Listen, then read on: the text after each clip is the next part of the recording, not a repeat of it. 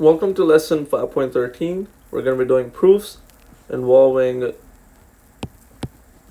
isosceles and equilateral triangles. So this is slightly different. Usually we do proofs involving quadrilaterals. Today we're going to be doing proofs involving triangles, but the concept is exactly the same. So let's get started. First of all, we're going to write down definition of isosceles triangle, and you should know that two sides are congruent. It's that simple. And for a diagram, you can draw a triangle like this, where you got A, B, C, and you can say that AB is congruent to AC. Okay? And therefore, since two sides are congruent, it's an isosceles triangle. Equilateral triangle, remember equal, that should give you a hint that all three sides are congruent.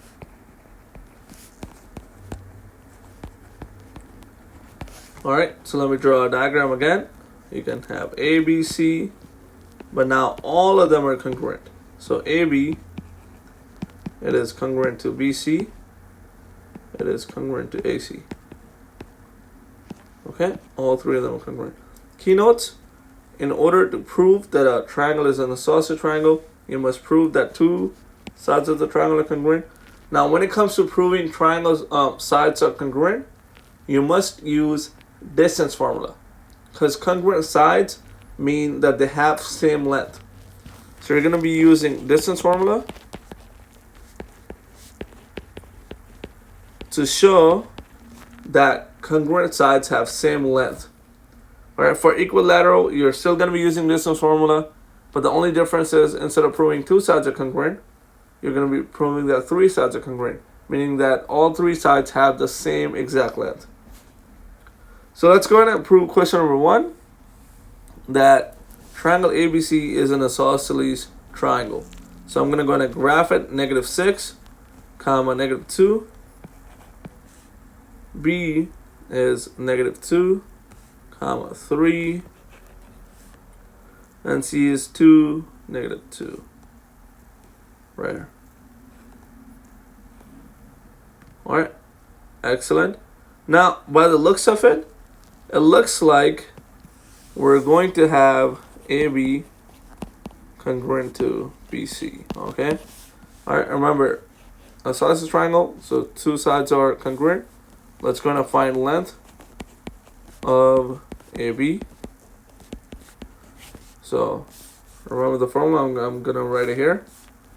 D equals square root of x2 minus x1 square plus y2 minus y1 square. Okay, let's substitute it in. So you're going to get -2 minus -6 square plus 3 minus -2 square. Okay, so that just basically, that's going to be 4. -2 plus 6 is 4 square plus 5 square. So 16 plus 25 is square root of 41. You can put that in the calculator and get the decimal points. And then let me go ahead and find length of BC.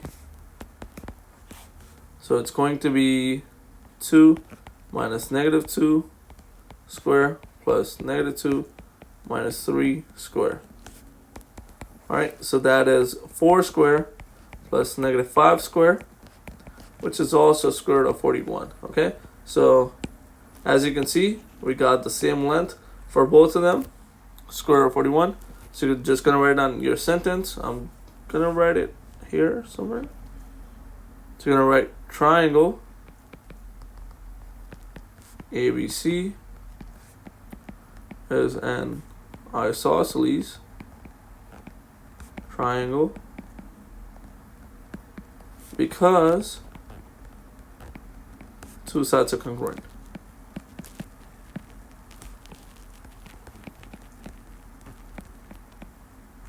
Excellent. So we're done with part A. Now in part B, they want you to prove that it is not an isosceles triangle. I mean, it's not an equilateral triangle. Now, remember, equilateral triangle means it gotta have three congruent sides. So if you're trying to prove that it is not an equilateral triangle, you must prove that all three sides are not congruent. Now, we already found the length of two of them already. All you have to do is find the length of the last one. Now you can also just count for AC, but I'm gonna do the math.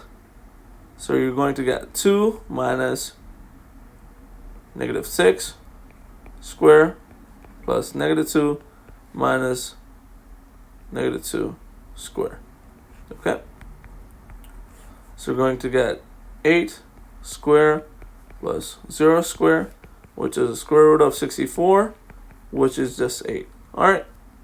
So as you can see, the answer we got for length of AC is 8. But the other two, AB and BC, they were square root of 41. So therefore, it is not an equilateral triangle because all sides are not congruent. So you're just going to write that down. You're going to write down triangle ABC is not an equilateral triangle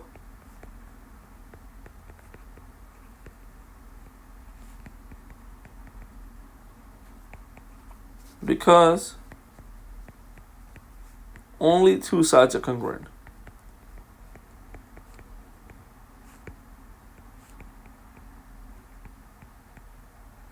And not all three.